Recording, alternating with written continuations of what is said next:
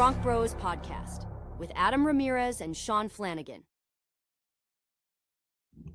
Hey, Broncos fans, welcome to the Bronc Bros podcast. I am your host, Adam Knows Ball, otherwise known as Adam Ramirez, as the intro says.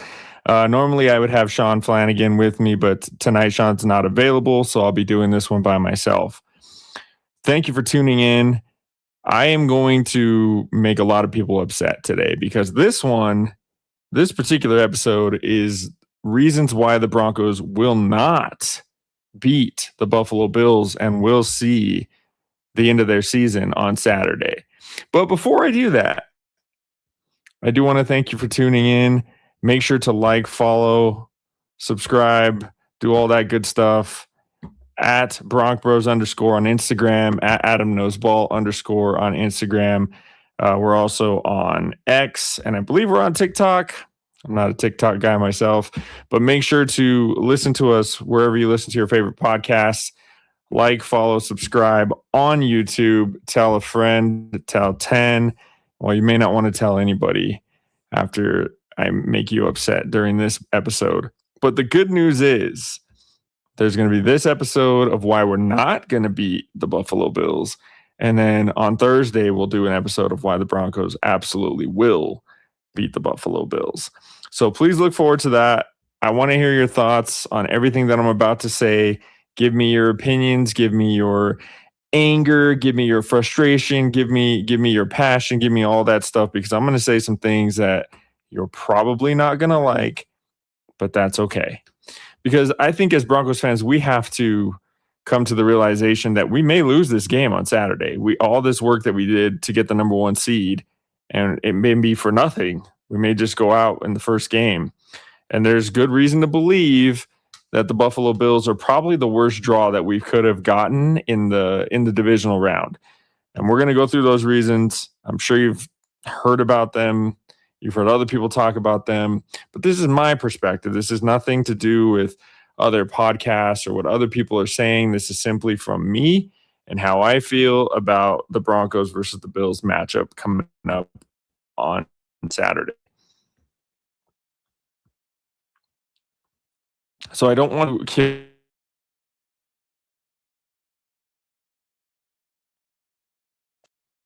I hit the wrong button there. I don't want to kill any excitement for anybody out there. I think obviously we can look forward to the fact that we're hosting a playoff game. We're not the Cleveland Browns.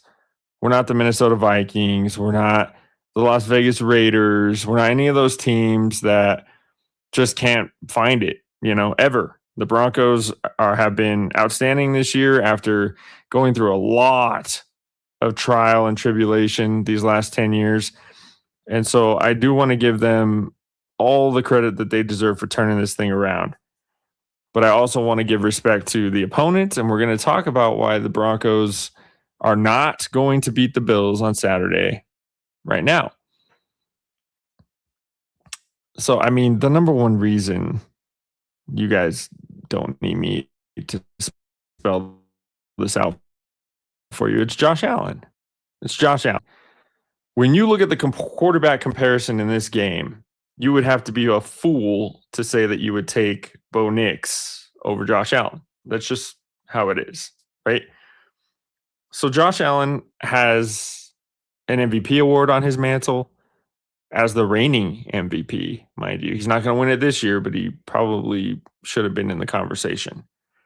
He's an unstoppable force on the ground, especially in short yardage situations. If we're talking about tush push, at the end of the game, if we're looking at having to stop these guys on a 4th and 1 or shorter, the season's going to be over. That play is just not stoppable at all. So the Broncos have to keep themselves out of these situations where it's 3rd and short, 4th and short, because Josh Allen is just too big, too strong.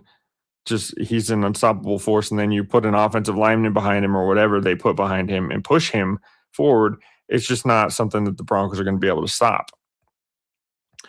I believe he has 14 games of playoff experience. I looked at his record earlier today. I think he's 8-6. I believe that's correct. So he has way more playoff experience than our Bo Nix, who has 1 game of playoff experience.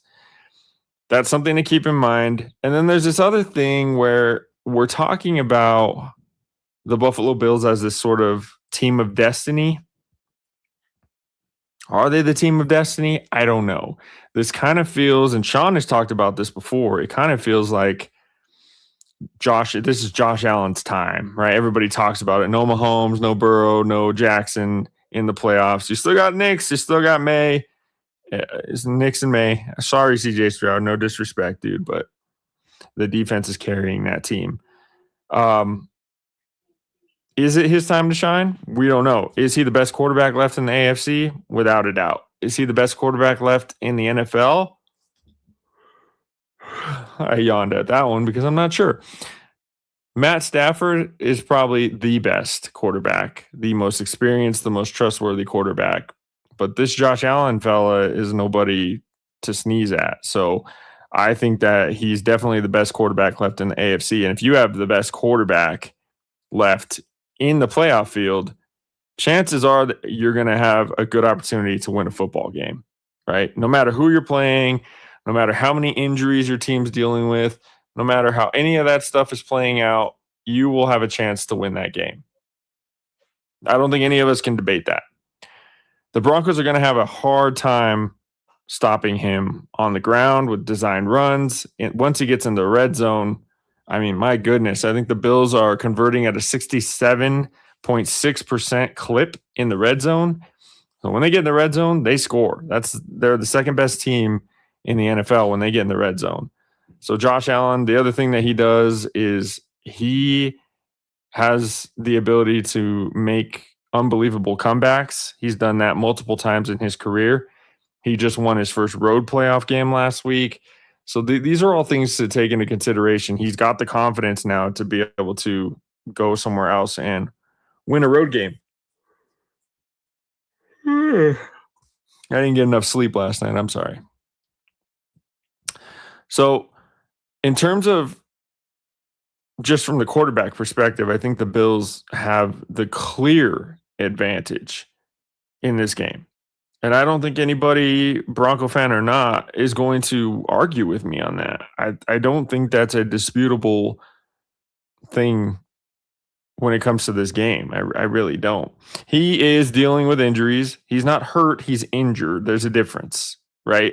So he's dealing with the knee. He's dealing with the hand. He's dealing with the foot injury. And will that come into play against the Broncos pass rush? Possibly. The Broncos are going to have to get there, though. That's the thing. And are the Broncos going to have to bring extra pressure to get to him? And if you bring extra pressure, how do you cage him to make sure that he doesn't just take off? The problem here is that the Broncos run a lot of man coverage, pretty much dominant man coverage team, predominantly, right? When you get into man coverage, that's when cornerbacks, safeties are all turning their backs. Nobody's watching the quarterback. Third down, 3rd and 7, whatever. This is when he gets away. He makes a play, extends drives. That's how the season ends for the Broncos if they can't stop that kind of stuff. So that's one thing. Then you've got James Cook, right? So James Cook ran wild on the Broncos last playoffs. If you guys don't remember that, we could not stop him at all. 23 carries, 120 yards, and a touchdown. He was held in check by the Jaguars last week. He ran for, I think, 47 yards, 43 yards, something like that. He was kept in check. But Jacksonville has the league's best run defense. So they did what they were supposed to do there. They gave themselves a chance to win because they made the Bills a passing team. And as ironic as it sounds, after I just said that Josh Allen is the best quarterback left in the AFC, arguably in the NFL playoffs, you want to make Josh Allen beat you through the air because I think there's some things that the Broncos can take advantage of that I will touch on the next episode of why the Broncos will beat the Chiefs. So make sure to that Chiefs will beat the Bills. So make sure to tune into that. And we'll move forward for today with why the Bills are going to beat the Broncos. The Broncos also struggle with running backs who are good at receiving. They struggle with tight ends. So not only do you have to deal with James Cook out of the backfield, you have to deal with James Cook as a receiver. You cannot cannot get into situations as the Broncos where you are seeing Alex Singleton in coverage against James Cook or against Dalton Kincaid, Dawson Knox, any of those guys, right, that the Buffalo Bills have. They are all dangerous. They are all mismatches for the Broncos. We'll talk about the Broncos side a little bit too, but Alex Singleton can't be on the field on third down. He can't be on the field more than Sternad and Greenlaw, period, if the Broncos want to win this game. There is a distinct disadvantage for the Broncos when Alex Singleton is on the field. And I know that he's the quarterback. He calls the plays on defense, and he's got tremendous leadership skills. But if the Bills choose to expose him and the Broncos leave him on the field on third down especially, it's going to be a bad day. It's going to be a long day for the Broncos. They're not going to be able to get off the field on third down. And that's just not a recipe that the Broncos can use to win this game. The Broncos struggle with tight ends. They brought in Dre Greenlaw to help with that issue. He hasn't really been the guy that the Broncos use in coverage. It's been Singleton. And teams will absolutely target him without a doubt. They always have. They always will, as long as he's on the Broncos. It makes me sleepy, honestly. But if we're talking about how the tight ends and the running backs can affect the game, the middle of the field is where the Bills like to attack, right? And that's where Josh Allen is comfortable. That's where he keeps drives alive when it comes to like third short, third medium. And James Cook, man, you can't let him get into a matchup with Alex Singleton or really anybody who's not a cornerback. So the problem then presents itself is, are you able to disguise your defense? Because they're going to put Cook in motion and they're going to bring him back into the backfield to see if the Broncos are in man. You can disguise these things, of course, but we know that the Broncos play a lot of man coverage. So when he comes into motion and he's out there as a receiver, how do the Broncos attack this?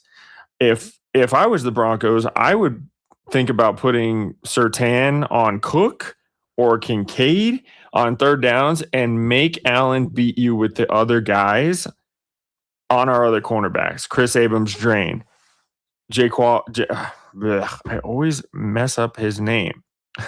Jaquan McMillan and Jahdae Barron. I think the Broncos are more than capable of making sure that they can set those matchups themselves. If you think that Josh Allen is going to go to the tight end over the middle, if he splits out his tight end, put Surtain on that guy and make the other receivers beat you. I think the Broncos could be very successful doing things like that, or put Dre Greenlaw out on Cook, or put Surtain on Cook. There has to be something brewed up differently from the Broncos than last time. And I think that the opportunity that they had last year to lose that playoff game the way they did is going to play out well for them so long as they change things up and learn from it. But we're going to see. If they don't learn from it, it's going to be a long day for the Broncos. I don't care at home, on the road, on the moon, on the Walmart parking lot. It doesn't matter where they play the game. The Bills are not intimidated. It does not matter. The noise factor will be huge. Like, you can get some false starts, you can get some miscommunication stuff, but they're not intimidated by playing on the road. They played in Kansas City the last 4 years. They know what a loud crowd sounds like. They know what the road crowd is all about, how they're going to be treated, how they're going to be booed, how they're going to be talked about, all these things. They know how to deal with it. They have the experience. And that's the other scary thing about the Bills is they've taken their lumps, right? This Bronco team has not. I mean, they lost last year in the playoffs, but the Bills have lost, 7 years in a row in the playoffs? That's that scary thing I'm talking about when it comes to, are they the team of destiny? Have they taken their lumps and now is it their time? So that's something that I'm going to take into consideration when picking this game as well. I know it doesn't have anything to do with matchups or any of that stuff, which I'm known to talk about, but it is something to consider. It's also something to consider when it comes to the NFL. Do they want their golden boy Josh Allen in the Super Bowl? You better believe they do. You better believe they do. I mean, he's a him and Haley Steinfeld at the Super Bowl being like the center of attention. Who doesn't want that when it comes to NFL executives, TV executives? I think Bo Nix is all well and good in the eyes of those people too, but Josh Allen is the golden boy, right? And he's been denied the Super Bowl multiple times. And I think the NFL is going to do everything they can to get him into the next round. So the Broncos are probably going to get flagged a lot. They're probably going to target Riley Moss quite a bit, try to get those pass interference calls, and the referees, like they do in the NBA with these anticipation calls, they kind of do that to Riley Moss now. And I think one of those calls is going to ultimately bite the Broncos in the butt and cost them this game. Hopefully not, but we'll see. The biggest factor on the Broncos side for me is Sean Payton. And I have talked about Sean Payton a lot on this show. And a lot of people don't agree with me on the way he coaches and things like that. But he has an ego. And I think people need to come to this realization on their own.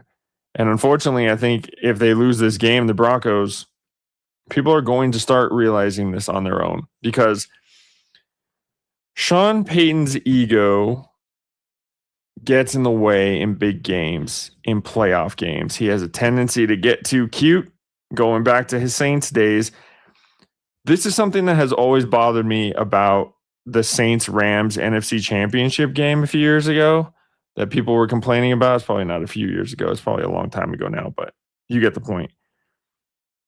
The reason that the Saints lost that game was not because of the Nikhil Roby pass interference, which should have been called. There's no question about it. Did they miss the call? I mean, of course they did.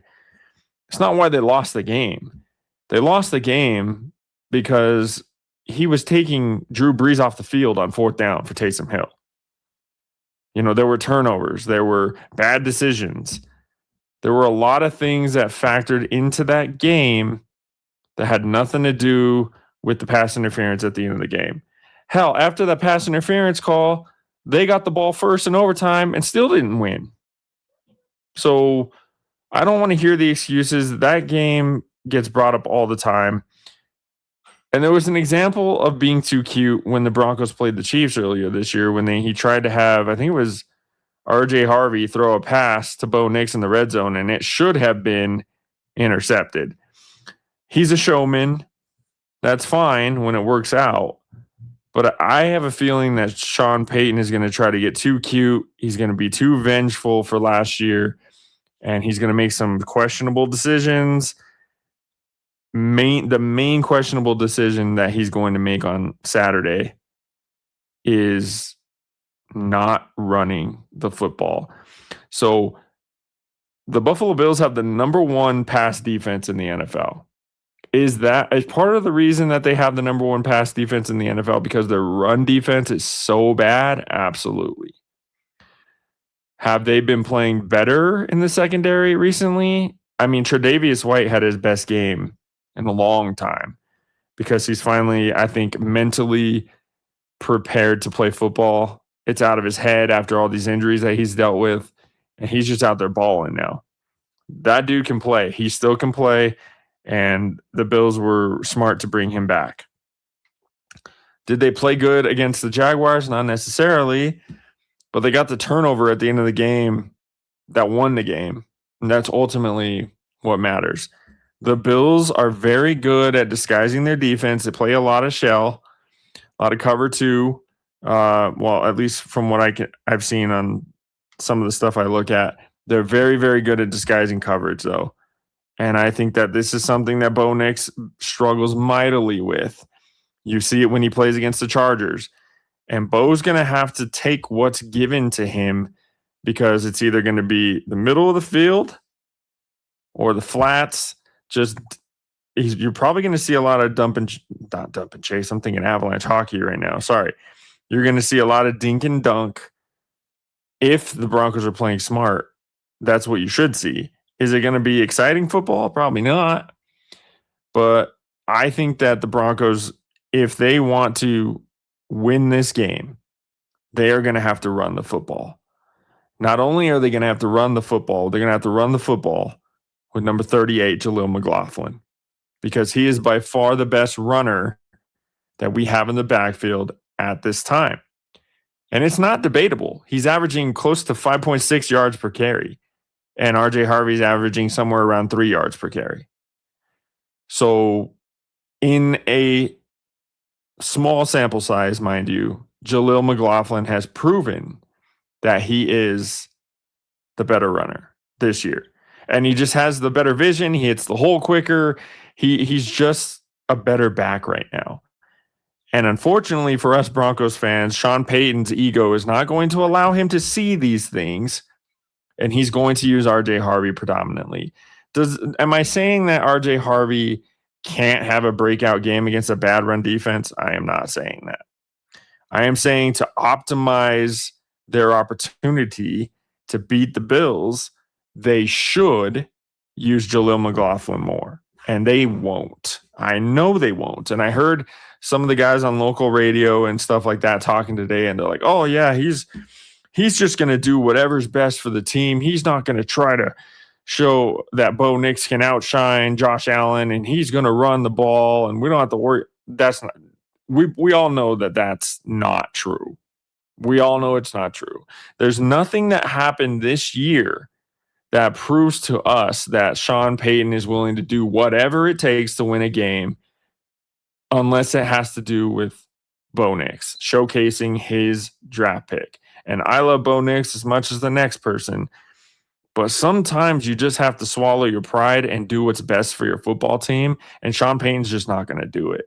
If he does it, I will come back on the next podcast after the Broncos and Bills game, and I will apologize to everybody. And I'll say, you know what? We're looking at it.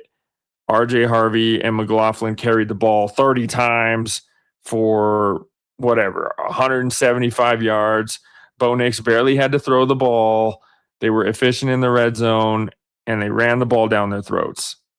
I will come on the air and I will say that I was wrong, 100%. But what this season has given you any indication that that's going to happen? Sean Payton is who he is. He is not going to change who he is.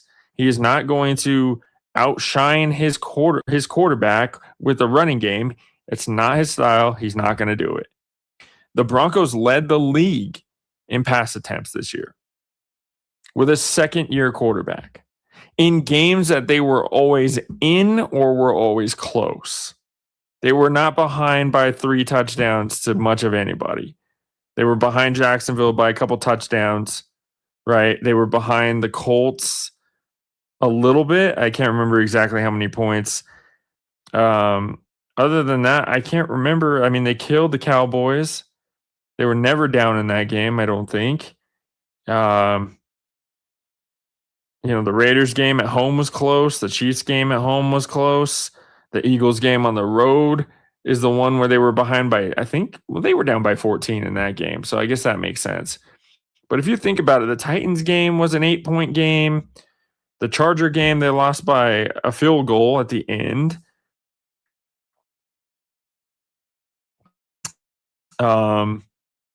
The Chiefs game on the road was close. The last Charger game was close-ish. They weren't down though, right? And then the Washington game was pretty much neck and neck the whole time. So you get my point. The Broncos were never like in a situation where they were down by whatever, 3 touchdowns. Well, the Giants, I keep forgetting about that game. I was at that game. So we have a couple examples here where the Broncos were down by a lot and had to pass the ball. Sure. They actually used the running game to get back into that game and take the lead. If you guys remember the Bo Nix sweep run down the sideline. But I don't think that Sean Payton's going to change his strategy for this game. I really don't. Do I wish he would? 100%. Because I think the Broncos can exploit the run defense of the Bills. I think the Jaguars ran for 175 yards last week on the Bills. And for whatever reason, they only handed the ball to their running backs 14 times. That's exactly what I expect from Sean Payton. Even if the run game is successful, he's not going to hand it to them more than 15 times. It's not his style. It's not what he does. That's why the Broncos lead the league in passing attempts. It's something that is super frustrating for me as a football fan because I don't feel like my coach is going to do whatever it takes to win this game for us. I don't. And there were people on the radio that were like, oh, he's not going to try to prove that Bo Nix can hang with Josh Allen. He's not going to make the same mistakes as Liam Cohen. Yes, he is. He is. That's who he is. He wants to win his way and his way alone. And if they win, great. But if they don't, they lose the game. And we come back and we look and see that the running backs got the ball 15 times and Josh Allen and the Bills led in time of possession. Unfortunately, I was right in that case. And I don't want to be right. I don't want to be right that the Bills are going to win this game. You know, I just don't trust Sean Payton. I don't trust him in big games. I don't trust his ego. I don't trust the fact that he's going to run the football. It's not going to happen. It's not going to happen. So even if the Broncos are in, say, I don't know, a 20-20, 20-17 game going into the fourth quarter, right? He's not going to run the ball. He's not going to do it. The only time that I've seen him do this was the Raiders game at the end when they were trying to run down the clock, and that's because it was windy outside. They didn't want to risk a turnover because the Broncos' offense was horrific that night, if we remember. And that's the night that J.K. Dobbins actually got hurt. The other thing to consider is that the Broncos don't let Bo Nix run for whatever reason. We've seen so many chances this year for Bo to just take off when the pocket collapses and he has a lane up the middle and he just doesn't do it. He keeps his eyes upfield and tries to make a play, which is fine. But in these games, it's got to be whatever it takes, right? And if Bo Nix has the opportunity to run, he should run. But the thing that I think is going to get into Sean Payton's head before this game is all the injuries to Josh Allen. He's going to say, this is why we don't run Bo Nix. This is why we don't let him take hits. It's going to give him an excuse to not run Bo Nix. Should the Broncos run Bo Nix in this game? Yeah, especially in the red zone. I think they should have at least 5 design runs for Bo Nix in this game, especially off the edge, off tackle. It's just his pride and joy is Bo Nix, and that's fine. We love Bo. He's our guy. He will lead us to a Super Bowl one day. Is it going to be this year? I don't know. I have my reservations not because of Bo, just because the way the team's constructed. We're going to talk about that. The Broncos have to let Bo do his thing. Play in the chaos that he's good at. No huddle, up tempo. Let him get out of the pocket. Let him be Bo. Don't keep him in the structure of your offense because you think that that's the only way that you can win the game. You're going to have to adapt. And I understand that people think that Sean Payton's like some god around here, but I just don't see it that way. I think he's a good coach. I think he's built a very good football team, but I think he has a bigger ego than maybe any other coach in the entire league. So on top of that, we have Bronco deficiencies, right? What are those deficiencies? Well, we just talked about one of them. They lead the league in pass attempts. When you're playing against the Buffalo Bills, who are one of the worst defenses on the planet, you have to run the football. That's how you beat them. Number one pass defense, whatever you take that at, whatever you take the reason for that being as, they're still number one. Okay? A lot of Bronco fans take offense to that when I say it. It's true. Statistical data says that they're number one, right? Run the football. They're not going to do it. The Broncos are third in the league in punts.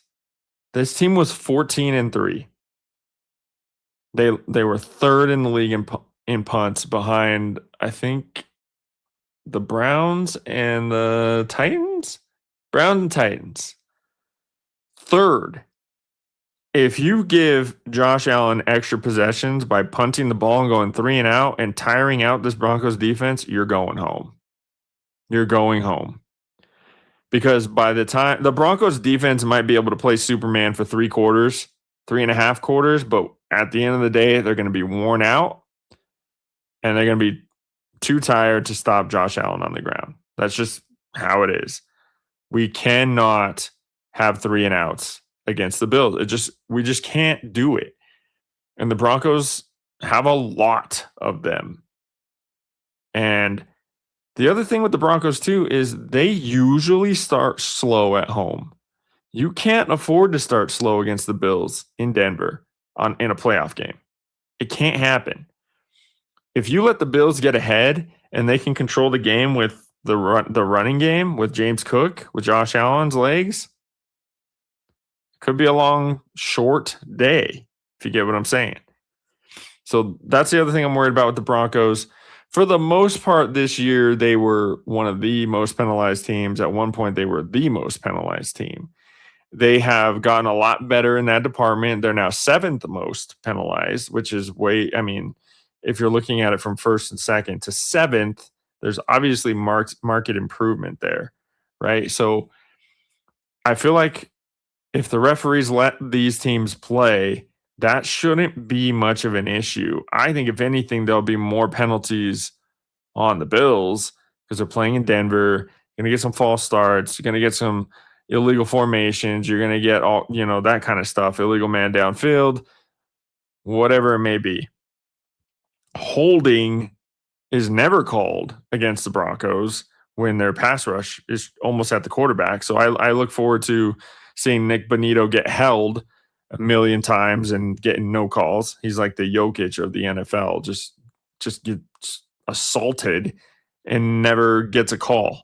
So I don't understand what the logic is there. And when you're talking about the NFL and their love and protection of Josh Allen, it makes for a really bad combination for the Broncos. Got to stay away from the yellow flags, the pass interference, the extending the downs with illegal contact, holding, whatever. It can't happen. So I'll be interested to see if the Broncos can do that. Oh man, the Broncos have a lot of deficiencies. For a 14-3 team, I have to sit here and ask myself, what are the Broncos good at? I don't know if I can answer that question. Bo Nix had a good season. But are the Broncos like a top-tier passing offense? No. Are they a mediocre run offense? Borderline? Are they good at special teams? Sometimes. Right? Do they shut down tight ends? No. Can they stop the run? Yeah. Can they sack the quarterback? Oh, of course. Can they stay away from the penalties? I don't know. We're going to find out. But what are the Broncos good at? What is their identity? This is something I asked earlier in the season too. And a lot of things get clouded inside of an 11-game win streak, right? I think the Broncos are a good football team. I think they're a little bit of an aberration because they're not like, it's not like they are like the best at using their tight ends. Like they don't have the best tight end production. They don't have the best wide receiver room. They don't have anywhere near the best running back room. They have a good offensive line, not a great offensive line. They have a good offensive line that's good at pass protection, not so great with the run blocking. The running back room is young, inexperienced, but dangerous, right? But I don't feel like the Broncos do any particular thing very well. They do a lot of things pretty good, but there's not one thing that you could just point and say, yeah, the Broncos are just so good at that. On offense, anyway. On defense, they're sacking the quarterback. That's what they do. That's what they do. They bring the blitz, which I expect Vance Joseph to do. They're good on defense. They have some deficiencies on defense, but they're good on defense. On offense, it's like, what are we good at? That's I think it's a question that people should be asking.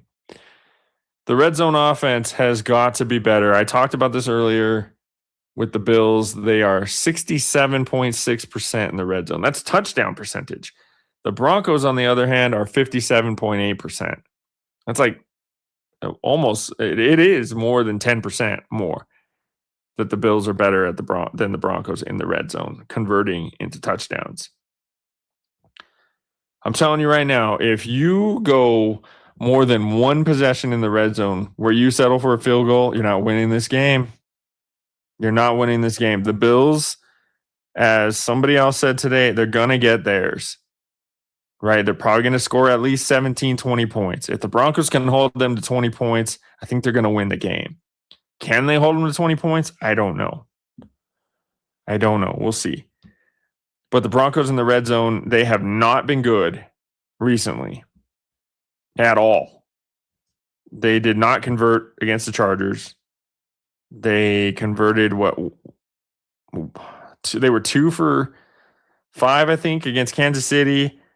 They weren't good against the Raiders either. Very conservative.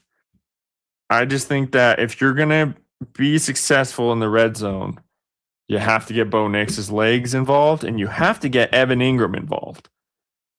The tight end has to be part of the game plan for the Broncos when it comes to playing the Bills. It just has to be. And Bo Nix in the red zone, his legs, give the Bills a piece of their medicine and let Bo run wild in the red zone. We don't need to be doing tush pushes or none of that stuff with him, getting him hurt, getting his knee bent or whatever, like Josh Allen did in Jacksonville. But run him off tackle, give him an opportunity to get some yards, and then get out of bounds. Give yourself the opportunity to score from your short yardage situations. A lot of times when the Broncos get into the red zone, and I can't quantify this, but a lot of times when the Broncos get into the red zone, there's a penalty, and they back themselves up, or they don't get closer than like the 10-yard line. If you can't get closer than the 10-yard line, you don't even have an option to go for it on 4th and goal. It's out of the question. If you can still get a first down in that situation, it changes it a little bit if you've got like a 4th and 3 type situation. But I think the Broncos are going to have to convert on 75% of their red zone opportunities in this game for touchdowns. I think the Broncos have to score at least 24 points to win this game. And I don't know if they're going to be able to do it. We will see. Jacksonville put up 24, and they were a red-hot offense, but they were good in the red zone. And if you're going to go tit for tat with Josh Allen, you got to convert in the red zone, right? On defense, our concerns are the safety position. Obviously, Brandon Jones, Sean Payton said, doesn't look like he's coming back. Maybe the Super Bowl. Huge hole for the Broncos at safety. PJ Locke is not Brandon Jones. And we saw what the Bills looked like against PJ Locke last year, and it was a disaster.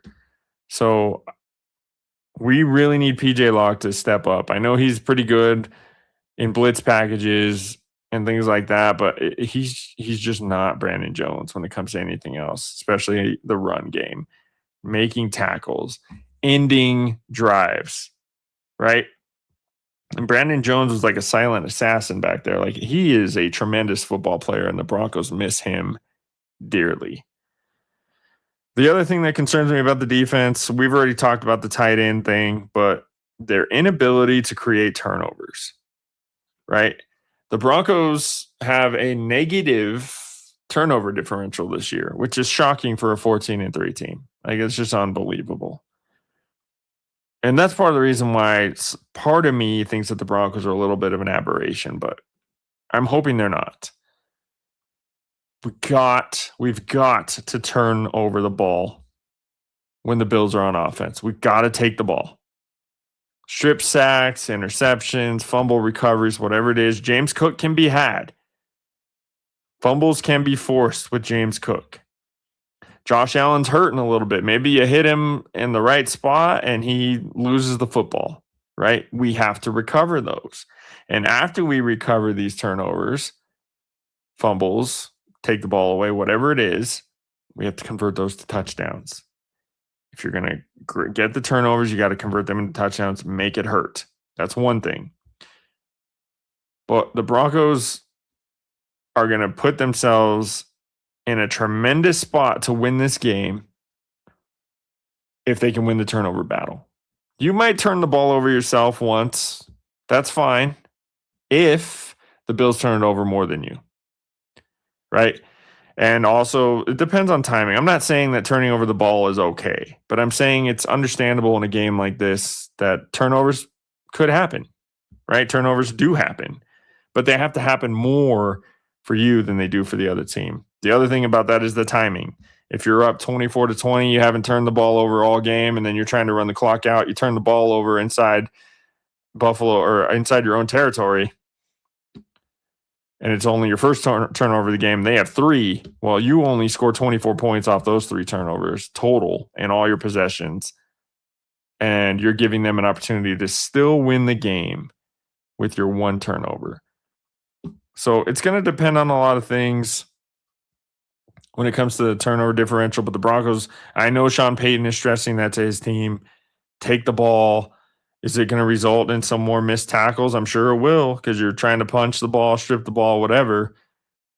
It pays off when it works, and it does not when it doesn't, right? Just like anything else. We talked about this earlier too as I wrap this thing up.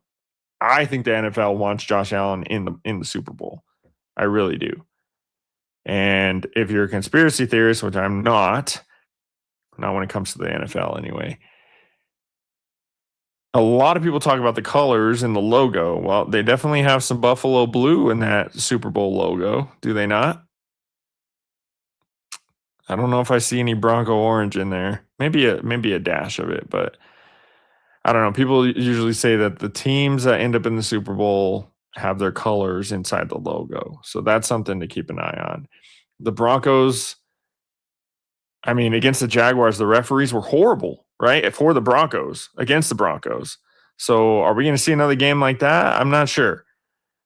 If we do, it's going to be very, very frustrating for a lot of Broncos fans to watch. When it comes to Josh Allen, you can't touch him because he'll cry for a flag. Oh, they hit my head. They hit my head. Did you see that? Or whatever. He's just always crying for a flag, and that's why I can't stand him.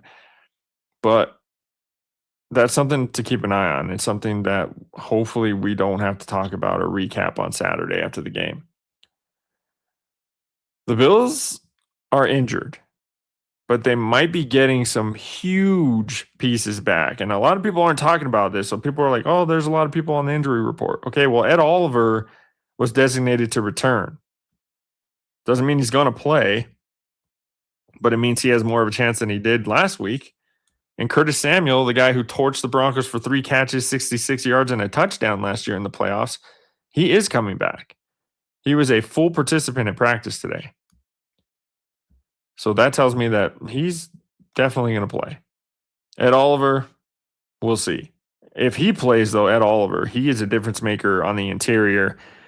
And I just don't like how our line's playing right now against good defenses. I mean, the Chargers backups absolutely destroyed the Broncos in that last game. It was a mix of starters and backups, but either way, the Broncos got destroyed in that game. And I think a presence like Ed Oliver, who is a tremendous football player, changes a lot of things about the dynamic of this game. Can the Broncos run the football still if Ed Oliver plays? I don't know. Probably not. Right? Is Bo Nix going to have to drop back and throw 45 passes? I really, really hope not. Are the Broncos going to catch the football? Are they going to use the tight end? And more importantly for me, the Bills run a lot of shell defense, right? We talked about this at the beginning, or we touched on it. The middle of the field is there. And that's where the Broncos need to attack the Bills in the passing game. Are they going to do that? I don't feel like the Broncos do that. They don't use the middle of the field. I can't quantify that either. I don't have the statistics on how much the Broncos throw over the middle of the field, but when I watch a lot of Broncos football, it does not seem like they throw the ball over the middle of the field. Evan Ingram has to be absolutely tremendous in this game for the Broncos to win. He has to be a huge part of the game plan. If it's not Evan Ingram, it's got to be Troutman. And Troutman's not a dynamic player at all. But if he can catch the ball over the middle and extend some drives, that's where the Broncos need to attack the Bills, in my opinion, in the passing game. Bo's going to have to take what they give him. Are they going to force him to check it down? Like I said, yeah, probably. Is he going to do that more than letting a play develop over the middle at this point of his career? Yeah, probably. But what matters is yards after the catch. You check it down, that's fine, but can you make a play? Can we block? Those are the things that matter. The Bills are not very good on the outside. They're not good at containing the run outside. I don't think they're very physical on the outside. I think that's an advantage for the Broncos where the screen game could flourish. I think RJ Harvey out of the backfield can flourish in the passing game. We're going to talk more about that on why the Broncos are going to win the game in 2 days. But there's a lot of reasons that the Bills are scary. Team of destiny, right? The NFL's golden boy at quarterback. The propensity to throw flags on the Broncos. Sean Payton's ego. He doesn't want to run the football. He doesn't want to run the football with the right guy. We don't use the tight end. Our red zone offense has been very bad lately. Our offense is, inconsistent. We drop the ball. We punt a lot. Too many passing attempts. Bo doesn't get to use his legs very often. A lot of things have to change that the Broncos did or didn't do in the regular season for me to say that they're going to win the game. And I just don't see Sean Payton doing that. But I would love to be wrong. Leave your comments below. Make sure you tell me how you feel. You can tell me I'm an idiot, a clown, whatever it is that you want to say. Totally fine. I can take it. I'm a grown man. These are just my opinions. I'm not saying things to upset people on purpose. I'm not a rage baiter. There's no Ryan Clark, Nick Wright stuff coming out of here, right? This is just genuine concern as a Broncos fan as to why the Bills are probably going to win this game. However, on the next episode with me and hopefully Sean, we're going to talk about why the Broncos will win this game. So depending on which side you fall on, let me know if you agree or disagree in the comments. Make sure to share this video with your friends. Like, follow, subscribe on YouTube. Make sure to follow us on Spotify. I'm at Adam Knows Ball on Instagram. We are at BroncBros _ on Instagram. And I'm really looking forward to being wrong about this game. So once again, thank you for tuning in to the Bronc Bros podcast. We're just a couple Bronco Bros, Broncos fans, talk about the team they love. Until next time, hopefully we'll be talking to you. Well, the next episode will be how the Broncos are going to win or why the Broncos will win. But hopefully after that, we'll be covering the AFC Championship game versus Houston or New England.